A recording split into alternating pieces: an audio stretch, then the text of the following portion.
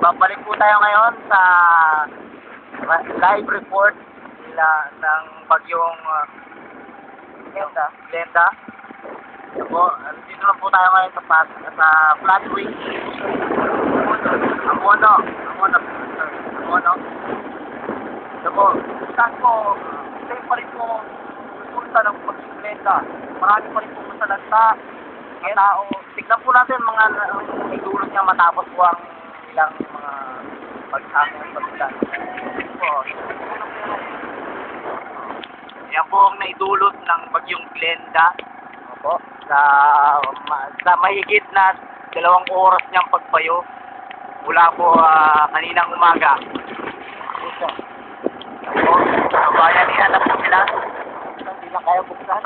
Kasabayan po niya ng kanilang pagnanakaw. Nangyari po tutulong. Okay. Yan po ang kanilang gaganap. Problema rin. Meron po yata kabuluhan dito. Ito po, medyo may tension po yata umano dito. Like,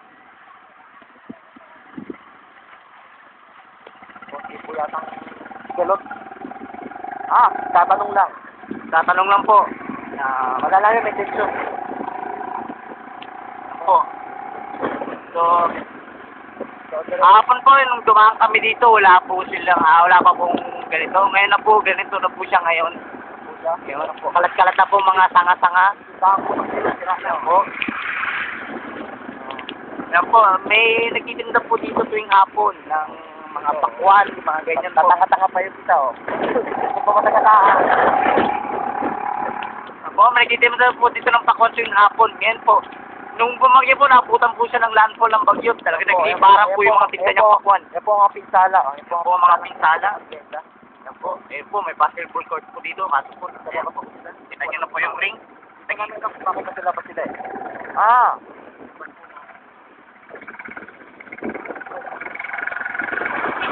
billboard po, bumagsak po. Hindi po natin alam kung merong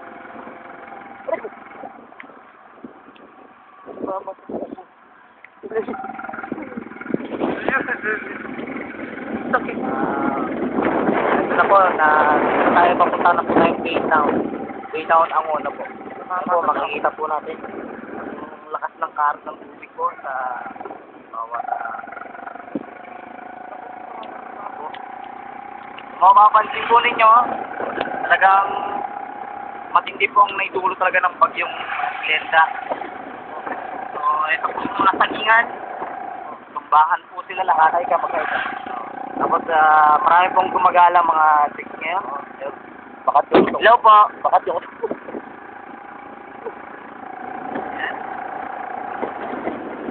so, mapapansin nyo po, talagang umahapo talaga dito kanina. Ngayon lang po humupa ang ito po, may pinsala po dito yung masyadong pektado po. Yan po. Ito natin may bumalik po. Bumalik. Hindi ko po alam kung ano dahil na ba't siya bumalik. Okay. Isa. Mukhang hinahanap niya po yung anak niya. Wala po inanod ng baha. Dito po sa lugar na to, dito po hinihinalang na nawala si Blackheart Dito po sa lugar na to. Ito po, pinag-iina lang na wala. Taong may din ngayon. Pinakapagsabi na dito na sa naglalaro, bigla na sa inanod. So, yun po. Pakita ka, Chigi. Mike, kasi bali ang info ko doon sa batang yon na naglalaro daw siya. Sige, takpang master, sige, may red point. Patay yung master. Yan yung nakuha kong info doon, Mike.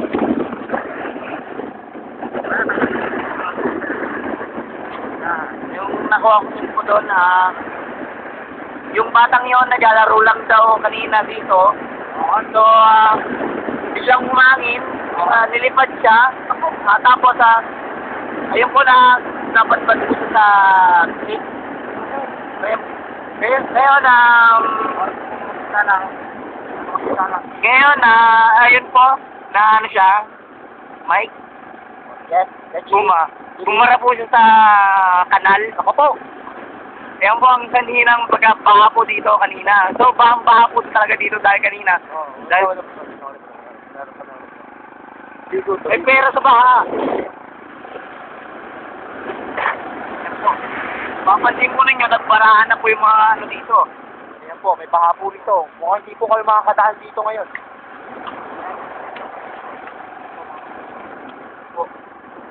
Nakita nyo ng punting-ting ng pinansala talaga ni Glenda. May baha po sa gilid. Mahirap po yan. Yan po, marami po na-standing dyan sa bahay niya sa gilid na yan. Takot.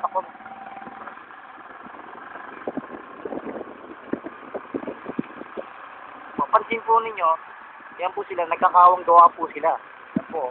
Kasi po, pagkakaalam ko po sa kanila, kaya po sila ganyan, full face po yata sila. Ngayon po, yan po yung baha. Maraming strategy dyan, maraming nasiraan. Talagang, Maraming siraan ang ulo. talagang, hindi talaga ang pagkabahan. Bayan yan po sila para kumuha ng mga bakat. Oo.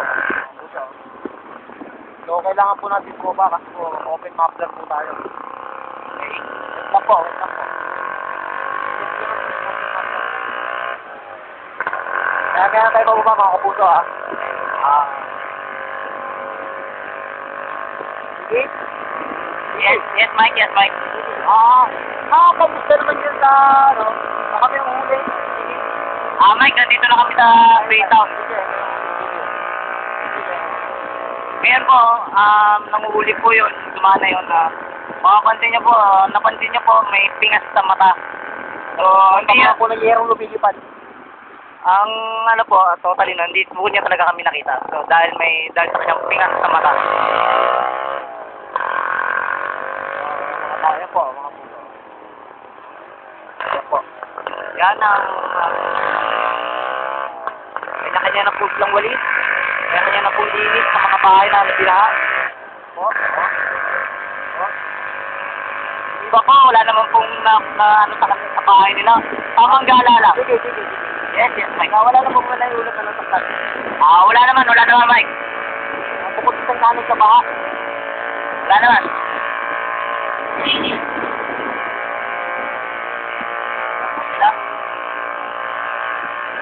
Ano po na niya dyan? Let's go. Tayo, baka masandanan tayo po.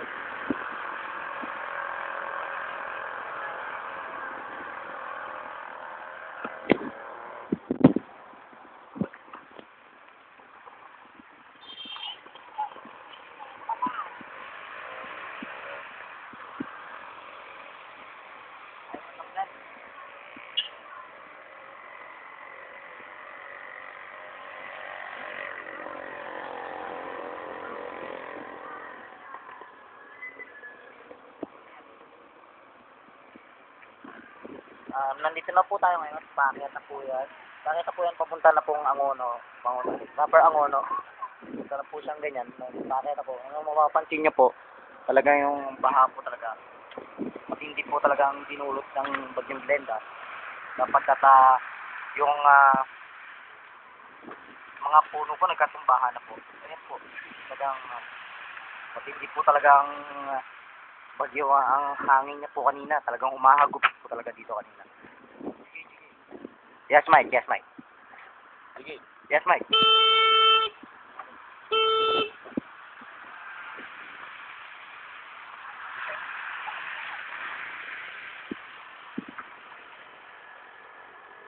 Kaya po, ngayon po, medyo bumupa na po ang hangin dito. Medyo may pagkakalat-kalat na ulan na lang po. Walang ulan. Sige. Wala na. Meron na lang po, wala akong helmet. Pakikabit niya, sige. May, checkpoint. Checkpoint dun, Doon, taas ang Baytown. Ha? Checkpoint nga, maniwala.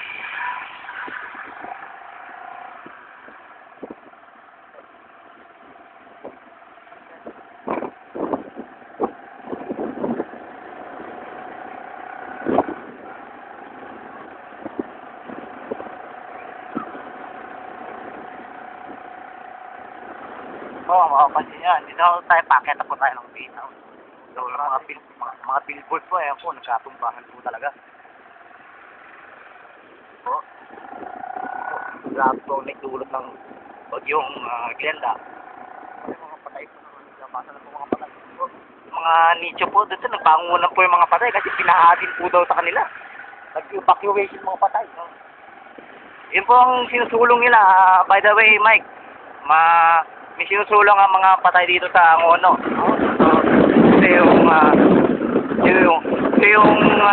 Yung mga nicho daw nila ay pinapaas mo daw ng tubig. So, pinabaha daw sila. Wala daw sila bang malilipat ang evacuation man lang o ano, Mike? Malagod ko lang.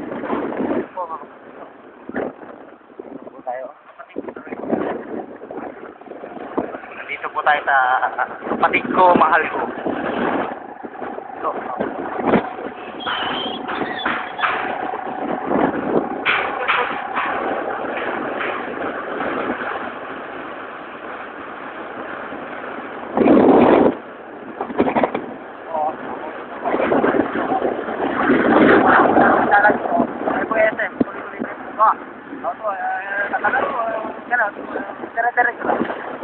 ayan po, mga kapuso. Mapapansin niyo po. Ayan po, mga kapuso. Ayan po. Ayan po. Sila, no? Dito po sila nagpupunta. Pero wala naman. Doon, no? Takpo mga kapunuan po dito, mga kapuso. Ayan po.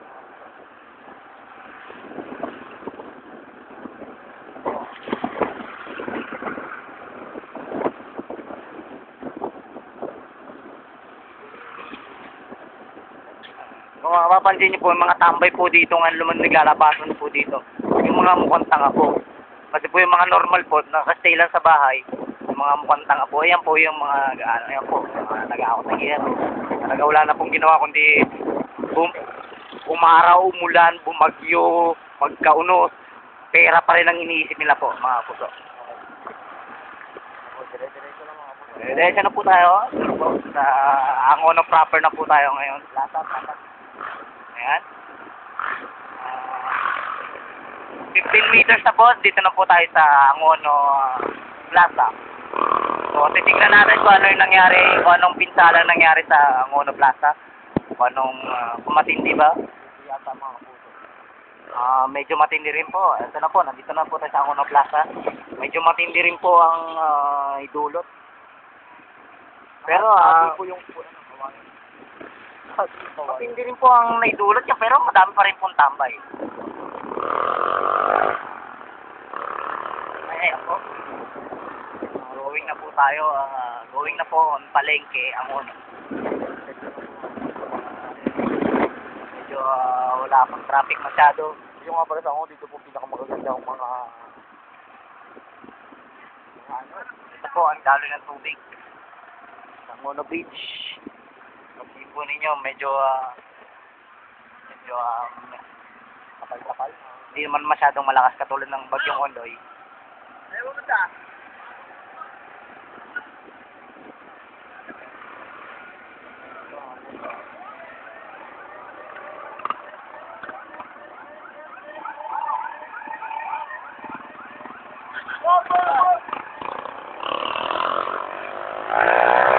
Nakamapter rin pati yung inuli. Giga.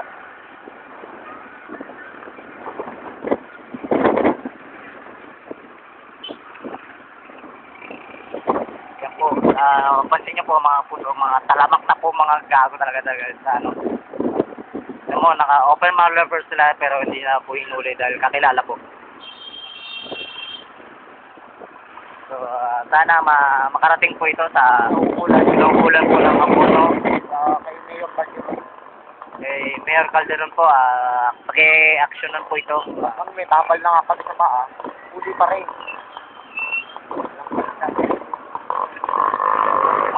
Mga ilang establishment dito nagsara po.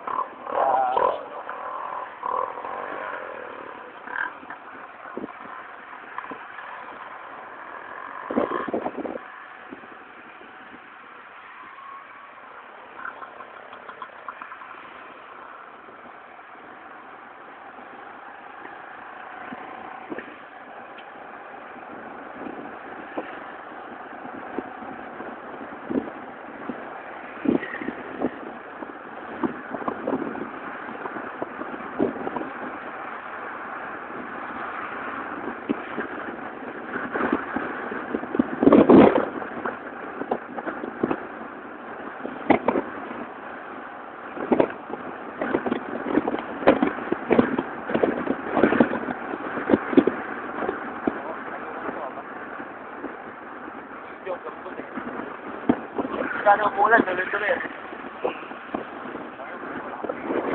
Yan po, hindi lang po.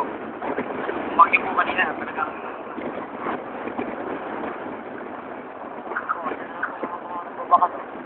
Yan po, kunyari po tumutulog po sila, kunyari po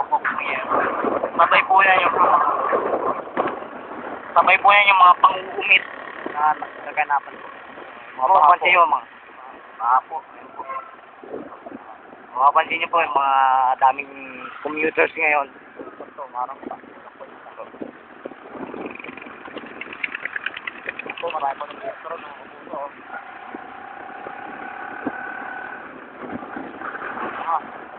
Malakas po ang pag-ulan-ulan dito. Po, yan po, pansin nyo, medyo may nag-alala yung mga dito, mga wire. Yan po ang poste po, may Dapat bigay po na ng aksyon. Ayan, no? napingin na po siya. Sa Adrian, mga kapito. Kasi magawa ng aksyon.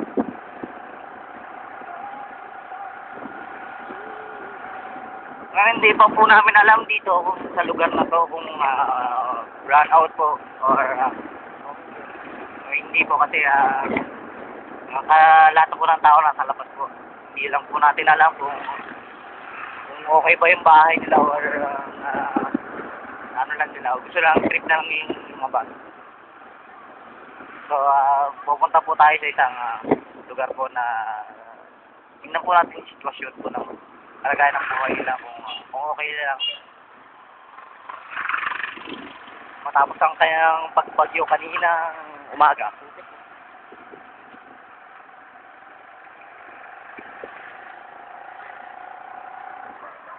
Yes, Mike. Jiggy. Yes, Mike. Kamusta dyan, Jiggy? Ulat ng palmang dyan.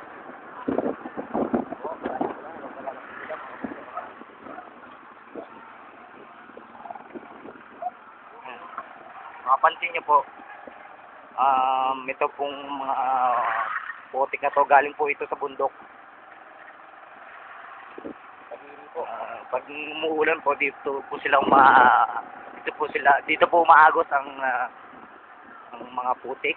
Kasabay po niyan yung tubig na malakas.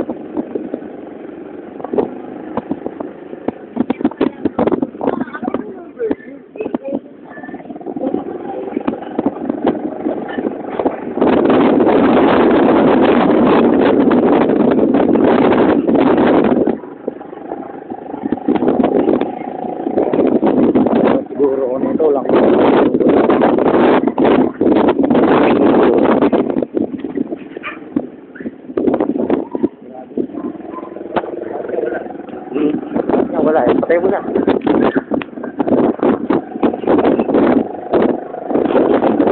Guys na lang.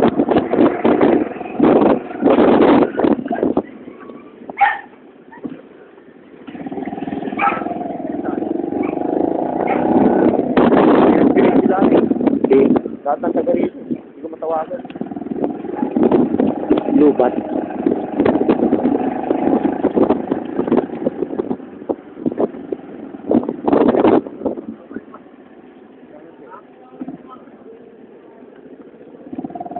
Bagay, takpan yung namin ang bundok.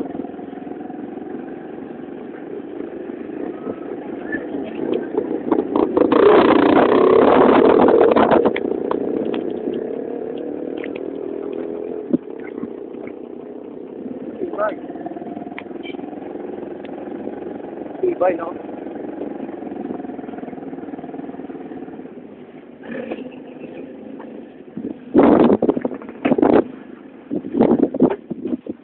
Papasok na po tayo dito ngayon sa bahay ng kaibigan ko.